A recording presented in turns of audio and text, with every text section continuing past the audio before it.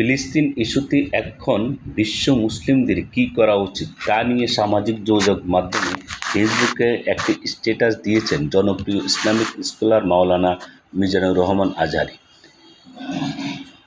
6 April বিকালে তার verified ফেসবুকে এ সম্পর্কিত একটি স্ট্যাটাস দেন। ফেসবুক স্ট্যাটাসে আজহারী লেখেন, গত কয়েকদিনের ছবি এবং ভিডিও ক্লিপগুলো দেখার পর এক অসহনীয় কষ্টকর সময় পার করছি। এর মাঝে আমাদের করণীয় নিয়ে ভাবনার প্রয়োজন, আত্মসমালোচনার প্রয়োজন। গোটা বিশ্বজুড়ে উম্মাহ আজ অনেক সমস্যায় নিমজ্জিত, যার অন্যতম কারণ হলো জাতি হিসেবে আমাদের নিজেদের পরিচয় ভুলে যাওয়া। শুধু পণ্য বয়কট নয়, বিকল্প ব্যবস্থা গড়ে তোলার বিষয়ে মাওলানা আজহারী লিখেন, ঘটনার প্রতিক্রিয়া শুধু প্রতিক্রিয়াশীল জাতি না হয়ে আমাদের ক্রিয়াশীল জাতি হয়ে ওঠা প্রয়োজন।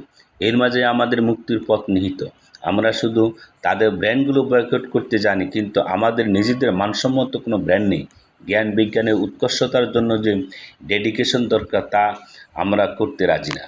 মুসলিমদের গবেষণার জোর দেওয়ার বিষয়ে মিজানুর রহমান আজহারী আরও লেখেন, একজন মুসলিম হিসেবে শিক্ষা, গবেষণা ও পেশাদারিত্বে নিজেকে শক্ত অবস্থানে নেওয়া যোগ্য করে গড়ে তোলার মানেই সামষ্টিকভাবে গোটা উম্মাহকে শক্তিশালী করা।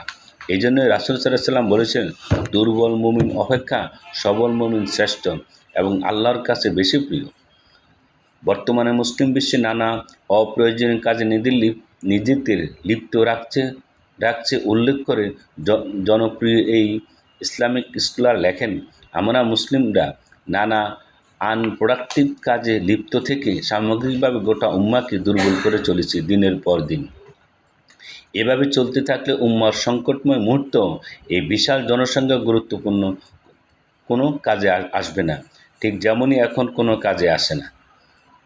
স্ট্যাটাসের শেষাংশে আবু দাউদের 4299 নম্বর হাদিস উল্লেখ করে আজহারী লিখেন, আল্লাহ রাসূল সাল্লাল্লাহু আলাইহি ওয়াসাল্লাম বলেন, অনতি দূরে সকল বিজাতি তোমাদের বিরুদ্ধে ঐক্যবদ্ধ হবে, যেমন ভোজনকারীরা ভোজন পাত্রের উপর একত্রিত হয় এবং চারদিক থেকে ভোজন করে থাকে। একজন বলবে, আমরা কি তখন সংখ্যায় কম থাকব?